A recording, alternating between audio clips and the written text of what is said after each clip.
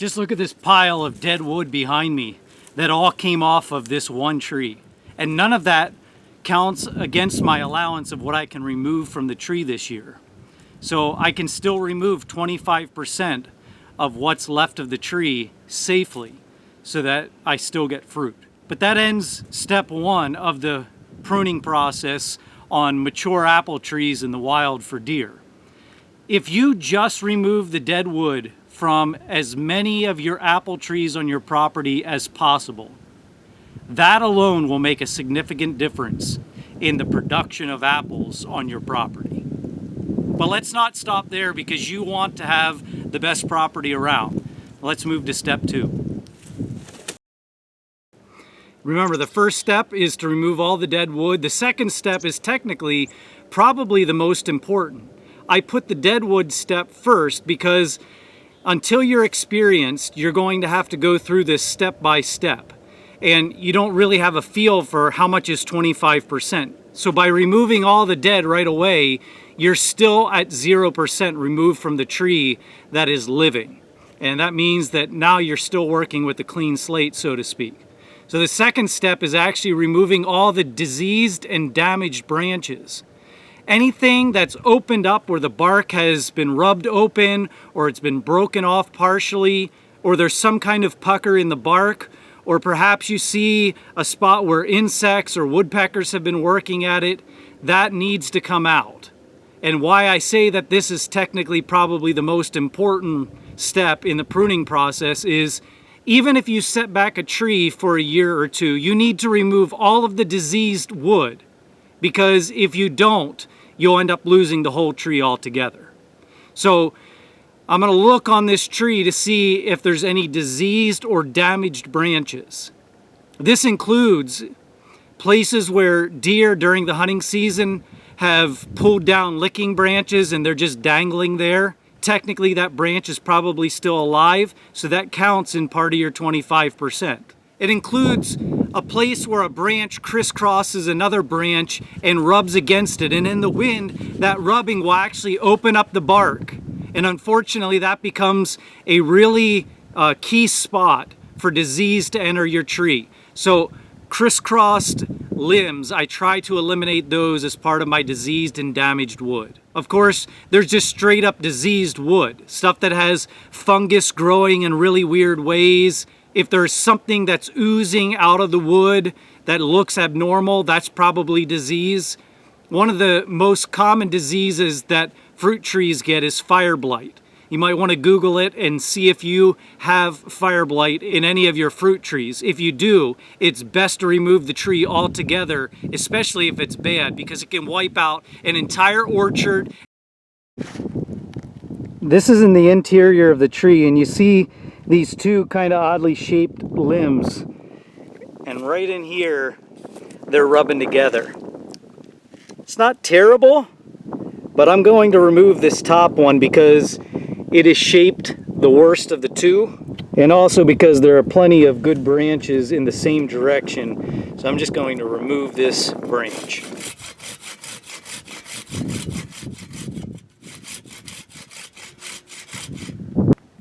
But here's where I took the cut, and you can see it's nice and flush with where it joins the main trunk. There's not a big stub sticking out 3 inches long. That's a place for disease to form. But it's not too deep either where I'm cutting into the main trunk.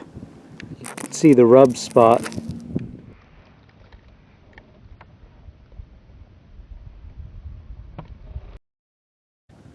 Alright, so here's another scenario. If you look, this branch is actually resting on the branch beneath it. And if we follow it back, it connects into a spot where a dead branch was taken out there. But also there's a vertical shoot that goes way up here. Those are generally not good. That's the next step we'll talk about. But if we scan in even up here at the very top, these two branches actually are resting on top of each other, and they're in the center of the tree blocking potential sunlight. And then if we follow this out, this branch is actually resting on some of these branches on the top as well. You'll notice that as I cut this limb, I'm holding on to it because I don't want it to peel back the bark where it connects to the main trunk. If this were a bigger branch, I'd actually cut a couple of inches away from the trunk on the bottom side first, so that if in fact that weight from that branch starts toppling that to the ground, I actually don't peel the bark away, which is a big problem in pruning. Okay, so you run into this quite a bit in older trees where the branches are all tangled in amongst each other.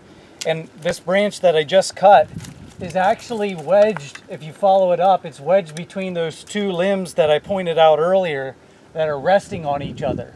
So the best thing to do is, rather than to yank that, because those limbs could actually be attached together, they may have grown together over time, is I'll just take the loppers and cut this off like that, and then I can get this branch down, and then I'll go up the tree and work on that.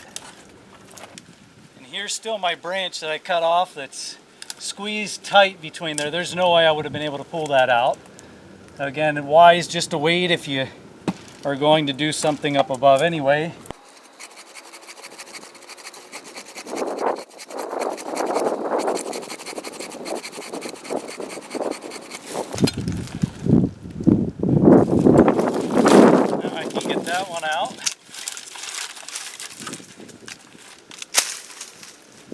And this big one's gonna have to go over the top.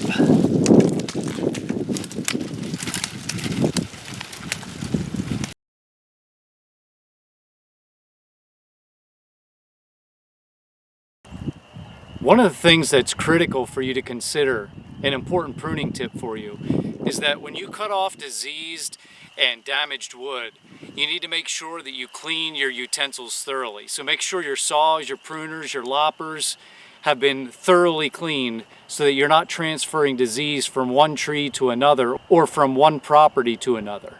I like to use hydrogen peroxide for a couple of reasons. One, it's really easy to find. Two, you don't need a special permit to be able to buy this product. And three, it's a natural substance, H2O2. It's almost like water, has an additional oxygen in it. You may use this on cuts or to clean surfaces in your household, and that's exactly how it works when you're cleaning your tools in the orchard. You might be able to see the wood that is dried to the teeth of this saw. And so what I want to do is make sure that I spray that down thoroughly with peroxide. I like to just use a little hand bottle.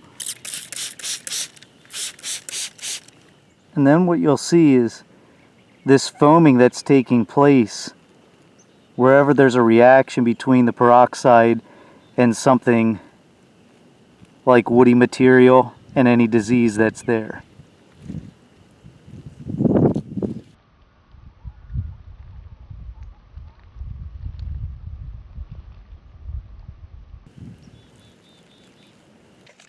The same applies for your loppers and anything else that you might use. Saws, small shears. I like to give the peroxide about a minute to work or so, and then I'll just wipe it off with a cloth and I'm ready to go. On these older wild trees, I often find that there's not a lot of disease because they've withstood the test of time. But if you notice disease, it is quite prudent to make sure that you clean your tools, even between trees. And finally, just one word of caution. When you use hydrogen peroxide, the stuff that you buy over the counter is usually 3% solution. It can cause a mild burn on your skin, which usually shows up on a finger as this whitish substance. But you can buy peroxide in really concentrated solutions. Usually you have to have a license to do this in most states, but if you get those more concentrated peroxide solutions up to like 40%, that can cause damage, major damage to your body, including your lungs, just breathing it in. It is incredibly volatile, so I would make sure that you get the 3% solution that you usually find in the drugstore or even in the grocery store.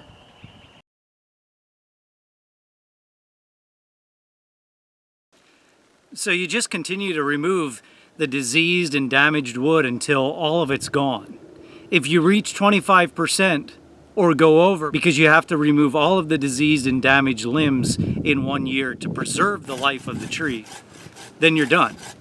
You can't go any farther because the tree will respond to that pruning. It doesn't know that it's diseased wood, and so it's going to send out all kinds of vegetative shoots, and your fruiting will be limited by that. This particular tree has very little disease in it, actually. Mostly I was removing damaged wood and wood that had been rubbed open by one branch on another branch so that I'm preventing disease from forming. So we've gone from intensely thick vegetation to a lot more open canopy so that we get a lot of sunlight into this tree.